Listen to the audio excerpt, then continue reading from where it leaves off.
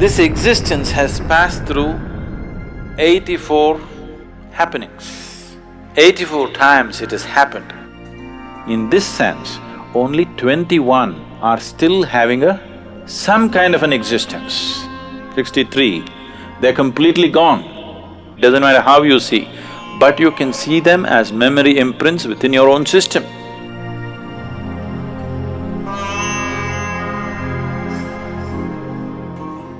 "84 is a significant number today in our lives, whether we are aware of it or not. Why 84 is significant is, this existence has passed through 84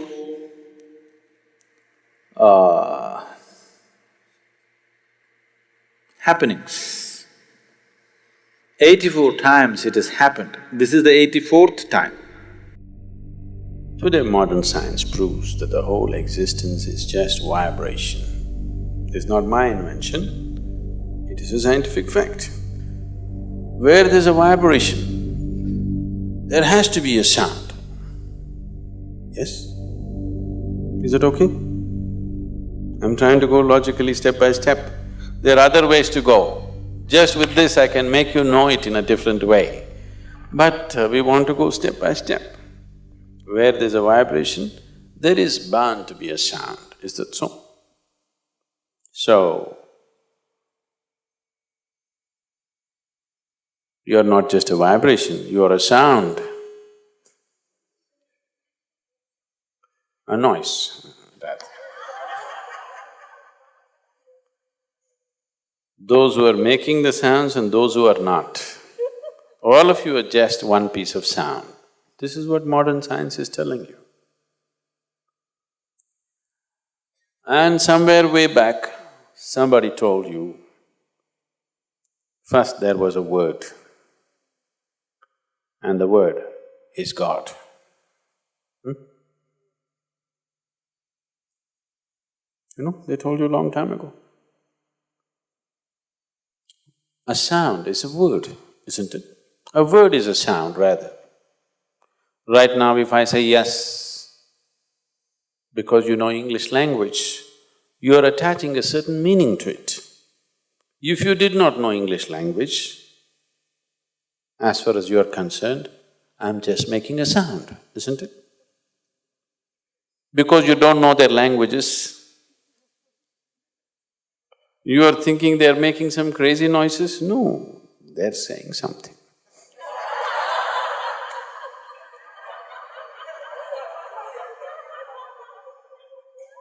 If I speak in a language that you do not know, you would naturally think I'm making some crazy sounds, isn't it so?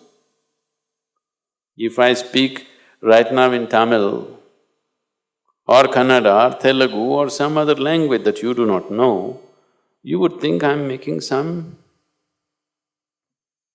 You don't know whether I'm really speaking a language or making up some nonsense, isn't it so? Yes. So word is just a sound. So they said that word is God. Because anybody who's looked at the existence closely can see that what you call as creation and what you call as the creator cannot be separated. If you separate it, creation will cease to exist. Unless it's constantly supported by the source of creation, not for a moment can this creation process go on. Because creation is not a done thing, it is an ongoing thing. Yes? Are you an ongoing thing or you're a done thing? I hope you're not a done thing. You're an ongoing process. Without the involvement of the source of creation, how would the creation be an ongoing process? It is constantly involved, it cannot be separated. So it is because of this, they said, first there was word. That means from total, unmanifest existence, when it began to manifest, the first thing that happened was sound. Even the scientists agree it was a big bang. A bang means a sound, right? In India, it's very beautifully expressed. The first and only one god who existed in that part of the world was Rudra. Rudra literally means one who roars, a roarer. So why they called him Rudra is, that is the beginning of creation, because it's a roar. The scientists call it a bang. Now, the scientists are withdrawing that bang theory, that one big bang theory, and they're saying there were a series of bangs. So one very popular physicist right now, who's written very popular books, recently he wrote a book, I didn't read this, I met him he wrote a book called Endless Universe. Yes, Endless Universe. Always science has believed that everything has a beginning and an end. Now physicists are talking about an endless universe. The yogic system has always been talking about an ever-expanding universe. For the first time, top-level physicists are beginning to recognize that there is no beginning and an end, it is an endless universe. It is a popular theory going on right now among the scientific community that universe may be endless. So when I was in conversation with him, I asked him, is it possible that it was not a bang, but it was a roar, a continuous roar? He thought about it, he looked at many things and then he said, it's possible. Maybe it was not just a bang, it was a roar. It didn't happen in one instant, it roared for a certain length of time and slowly creation began to happen. So the first form, the first god was known as the roarer. Rudra means the roarer. So I asked, how many times do you think he could have roared? He said, we cannot say. We cannot say because we have no way of knowing how many times, but obviously he's roared more than one time. Then I said, someday if your research takes you there, keep this as a guide point. He has roared 84 times. He asked, how do you know? On what basis are you saying? I said, by looking into my system, I'm saying, creation has roared 84 times. And it will roar further, many more times. A maximum of 112 times it will roar. When it roars the last time, then there will be no beginning and end, it'll be a perpetual creation. That's too far, but I told him, you hold this 84 as some kind of a guidepost and you have machines and mathematics. I didn't learn 1 plus 1 how much. You learned all those things, you work on this someday. Someday if you arrive at a number, you will arrive at this number, it will be 84. How is this possible, he asked. I said, see, if you cut a tree today, people look into the rings of the tree and talk about, in the last 1,000 years, when a drought happened, when excessive rain happened, when a fire happened, everything, right?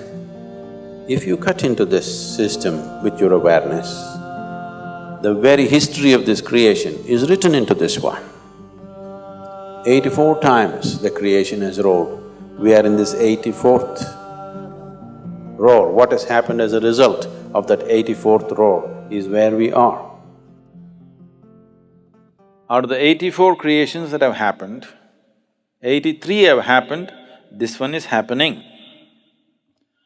Out of these, as creation is happening, ongoing, the dissolution also is ongoing.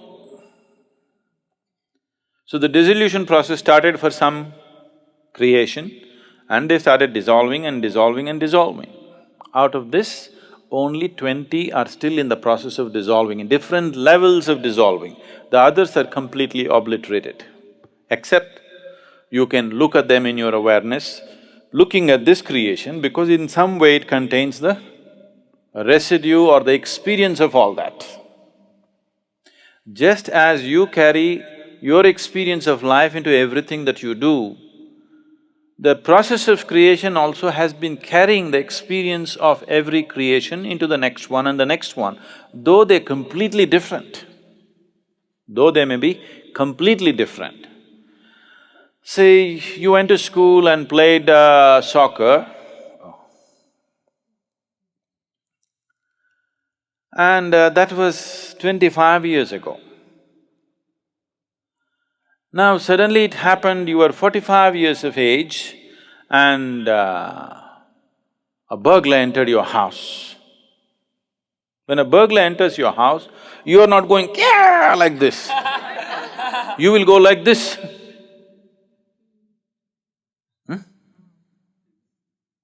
Because your soccer game, suddenly something that you have completely forgotten, somewhere it is there in your system, it pops up.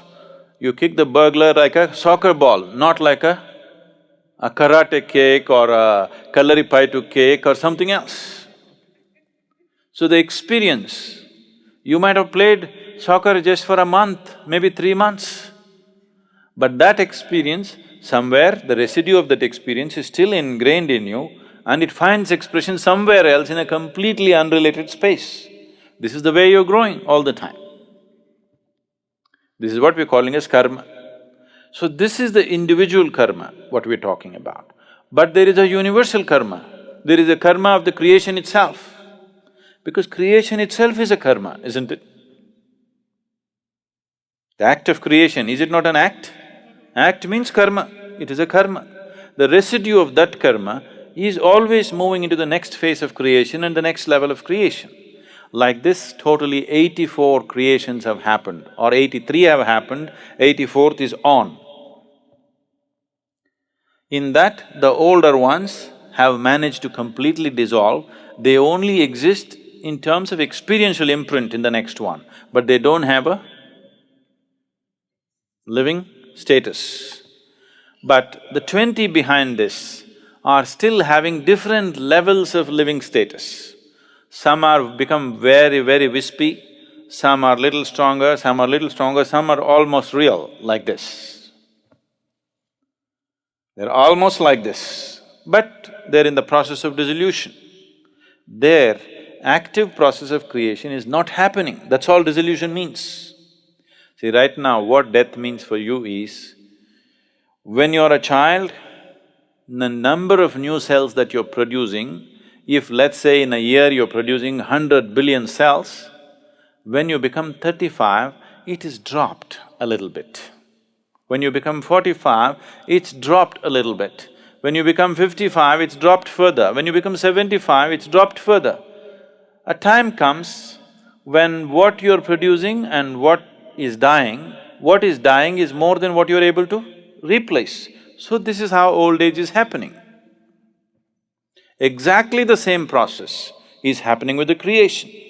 The dissolution is always happening. Even here, dissolution is always happening, but new creation is happening, so it's vibrantly on.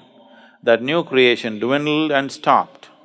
So over a phase of time, over a period of time, this just went down. Only dissolution started happening and then after some time, only memory imprints are left. No living imprint is there. So in this sense, only 21 are still having some kind of an existence.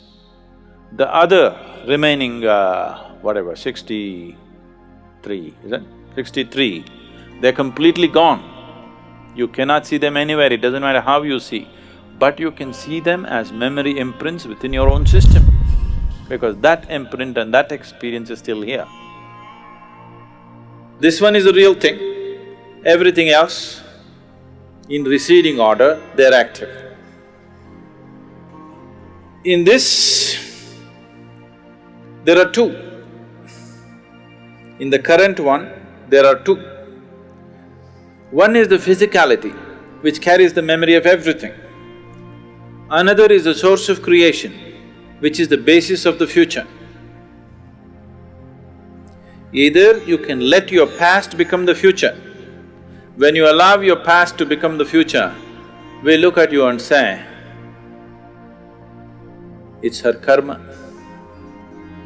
When we say it's her karma, what it means is, she's allowing her past to be her future. There is no fresh possibility in her. That's what it is. When we look at someone and say, karma, we are just saying, they are allowing their past to become their future. There is no future for them really. It will repeat itself. So when you say, I'm working on a spiritual path, what you're trying to say is, on one level, the statement that you're making is that you do not want your past to repeat as future. You do not want your life to be cyclical. You want your life to go forward. You don't want to be part of the cycle. The last chant that you were singing just now is Punarapi Jananam Punarapi Maranam, means this cycle, I want to break it somehow. Because once you get into a cycle, once you get into a circular moment, you are not going to go anywhere. If you say somebody is going in circles, what does the expression mean to you? It simply means he's not getting anywhere, isn't it? So when we say, it's his karma, that's what we're saying. He's not going to get anywhere because on the circle, he thinks it's a new journey because he has very short memory. Everybody is in a state of dementia. What is before his mother's womb or what is in his mother's womb also he does not remember. They are in a state of dementia, so the circle looks new. Every time they go through it, it looks new. They are like animals in a loop, in a circus they put animals on the loop. This is just like that. In India, particularly in the yogic culture, probably it's there in somewhere in the… maybe it's in the Yoga Sutras itself, this example. They are compared to the bullocks at the oil mill. What they do to the bullocks in the oil mill is, they blind them, that means they blindfold them. They tie something over their eyes or they tie everything like this and just leave this. And it's on an oil mill. As far as the bullock is concerned, it thinks it's going somewhere. It's like you go on a treadmill, it feels like you're going somewhere, but you're not going anywhere. That is karma. So, this dimension that you're looking at right now is in two levels. One has happened, another is happening. So the 83 of them have happened. If you want to talk in numbers, the 83rd one is happened but still happening. In a residual way, it is still happening. Your birth has happened. Is it happened? Your birth happened, but still happening, isn't it? Your death also has happened, but still happening.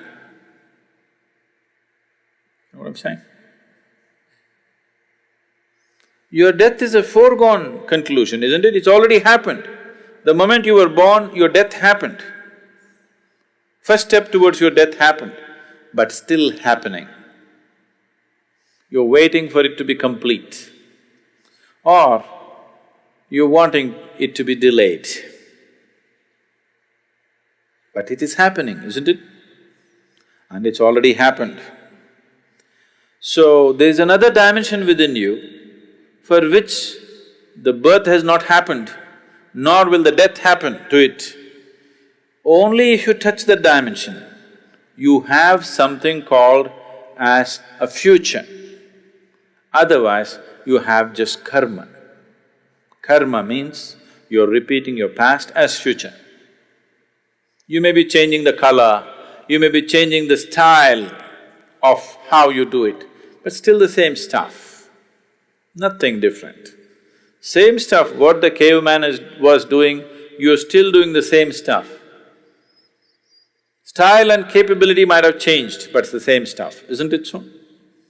This is like anchor. This is an anchor. You've thrown an anchor and you're trying to move your boat. At the most, it can only go in circles, isn't it? So we are trying to pull in the anchor or cut the rope which holds us to the anchor so that next time we power, it will go away. So the whole spiritual sadhana is based on this, that you want to become free. Free does not mean you have to forget, but you have to become free from the memory which rules you. And the memory is not just in your mind, every cell in your body carries memory. This much is very clear to us through genetic science and other things. You are carrying the memory of your forefathers and you're still behaving like them, you're still having a nose like them, look at this. Unless you had a nose job done recently. Yes? There are many symbols or there are many aspects in the body which clearly say that the memory of these 84 creations are still there in your body. It is there in every atom in the existence. So what you're trying to cleanse is, you want to cleanse it from the memory because this memory binds you. This memory gives you a sense of belonging, at the same time this memory binds you, it doesn't let you go. So when you do sadhana, you're trying to cut everything because without cutting that, without cutting your anchor, you're not going to move ahead. So why this memory is holding me back? It is that memory which has given integrity and stability to your body and the structure of who you are right now. Without that, without this memory, this body couldn't be created. Without the memory of a single-celled animal being within you, without all that information being carried through the evolutionary process and you sitting here, without that memory, this body cannot be structured and held together. So memory is not your enemy, it is just that you don't know how to hold it. You are into it, that's a problem. You are into it, now you want to get out of it, you want to make use of the memory, but you don't want to be used by your memory. That is spiritual sadhana. You want to have a future which is different from your pasts.